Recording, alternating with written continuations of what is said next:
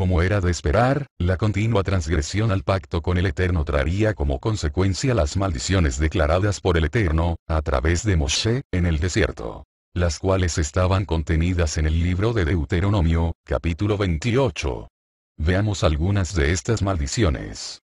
Pero si no obedeces a tu Elohim para observar fielmente todos sus mandamientos y leyes que yo te ordeno hoy, todas estas maldiciones vendrán sobre ti y se realizarán. Y, Yahweh te hará huir delante de tus enemigos. Marcharás contra ellos por un solo camino, pero huirás de ellos por 7 caminos. Y vendrás a ser objeto de maltrato en todos los reinos de la tierra. Y, Yahweh te dirigirá, con tu rey que has puesto sobre ti, a una nación desconocida para ti y para tus padres, donde servirás a otras deidades, de madera y piedra. Y, el extranjero en tu medio se alzará sobre ti cada vez más alto, mientras tú te hundes cada vez más bajo. Él será tu acreedor, pero tú no serás su acreedor. Él será la cabeza y tú la cola. Ahora, conociendo algunas de las consecuencias que acarrea la transgresión a la Torá, veamos el castigo que se le aplicó a las 2 casas de Israel a causa de la continua desobediencia a la instrucción del Eterno. Amós 9, 8 al 9. Miren, Adonai Yahweh fija su vista en el reino pecador. Lo borraré de la faz de la tierra. Pero no borraré totalmente a la casa de Jacob, es decir, a todo Israel, declara Yahweh. Porque daré la orden para zarandear al pueblo de Israel, es decir, a todo Israel, en todas las naciones como se cierne arena en un cedazo, y no cae ni una piedra al suelo. Como podemos deducir de este versículo, el castigo para las 2 casas de Israel por la continua transgresión en contra de la Torá del Eterno, fue el exilio de la tierra prometida. Veamos entonces, los versículos que relatan cada uno de los exilios para las 2 casas de Israel. Segunda de Reyes 17, 6. En el 9º año de Osea, el rey de Ashur, o Asiria, capturó a Shomrón, o Samaria. Deportó a los israelitas a Sur y los estableció en Halaj y en el Jabor, el río de Gozán, y en las ciudades de Madai, o Medos. Como podemos apreciar, en el año 722 anterior a la era común, el reino de Asiria llevó cautiva al exilio a la casa de Efraín.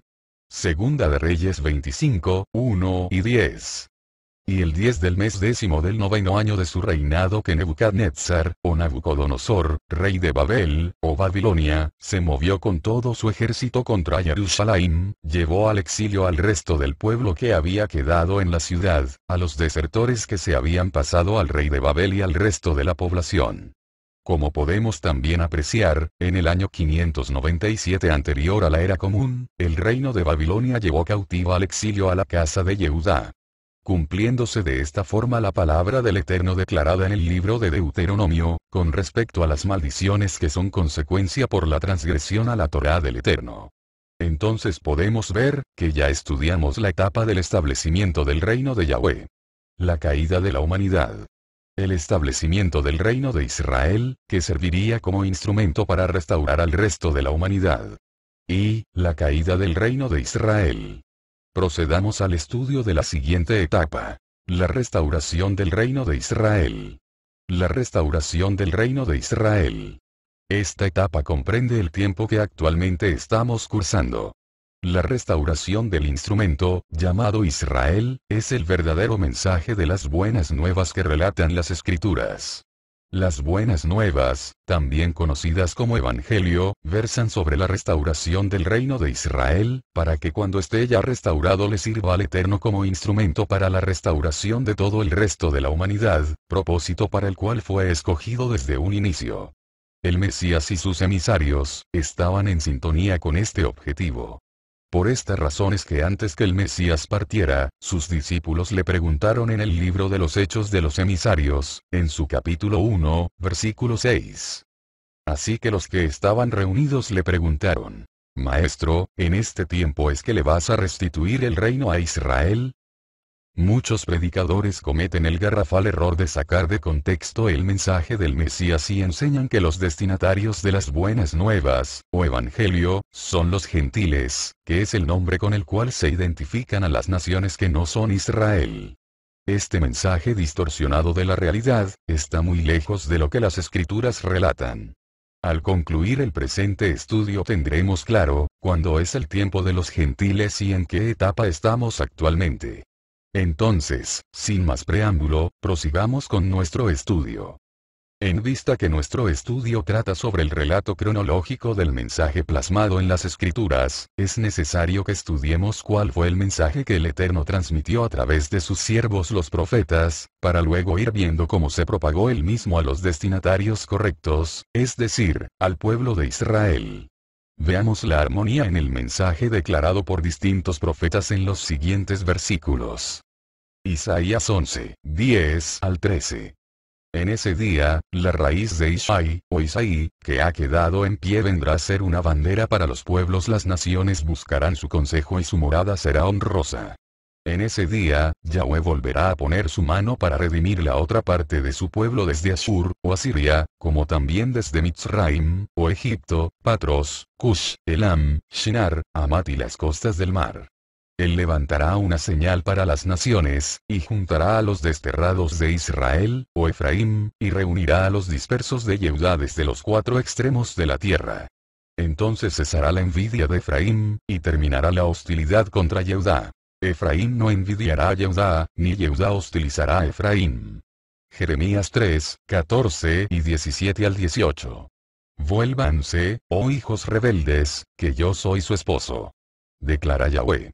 Aunque los he rechazado, los tomaré, uno por ciudad y dos por clan, y los traeré a Sión, o Sión. Y, en ese tiempo a Jerusalén la llamarán trono de Yahweh, y todas las naciones se reunirán allá, en el nombre de Yahweh, en Jerusalén.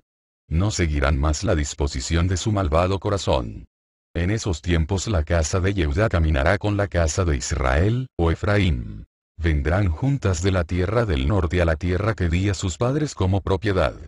Miqueas 2, 12.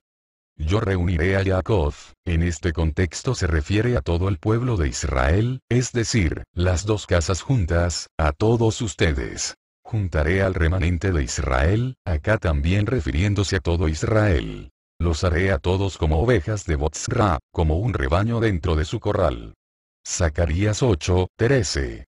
Y así como ustedes fueron una maldición entre las naciones, oh casa de Yehudá y casa de Israel, o Efraín, así, cuando yo los vindique, vendrán a ser una bendición. No teman. Tengan valor. Zacarías 10, 6 al 9. Le daré la victoria a la casa de Yehudá, y el triunfo a la casa de Yosef, o Efraín, pues este era hijo de Yosef. Los restauraré, porque los he perdonado, y serán como si nunca los hubiera deshonrado. Porque yo Yahweh soy su Elohim, y contestaré sus oraciones. Efraín será como un guerrero, y se alegrarán como con vino. Sus hijos lo verán y se gozarán, se alegrarán en Yahweh. Yo les silbaré y los reuniré, porque los redimiré. Ellos aumentarán y seguirán aumentando. Porque aunque yo los esparcí como semilla entre las naciones, en los lugares distantes se acordarán de mí, escaparán con sus hijos y volverán. Luego de analizar estos versículos, podemos con claridad percibir que el mensaje declarado por el Eterno a través de sus siervos los profetas es solamente uno. La restauración del reino de Israel, siendo este pueblo el único destinatario de dicho mensaje. Muchas personas nunca estudian a los profetas a profundidad, solamente se enfrascan en sacar algunos versículos de su contexto para declarar alguna promesa disque para sus vidas. La razón por la cual la gente no escudriña estos escritos, se debe al desconocimiento del contexto histórico de las mismas. Y sin saber qué predicaban y a quienes le predicaban, se vuelve un estudio tedioso y estéril. Pero con el análisis adecuado todas las escrituras toman sentido y se abren los cielos para derramar la revelación divina sobre la restauración de las dos casas de Israel.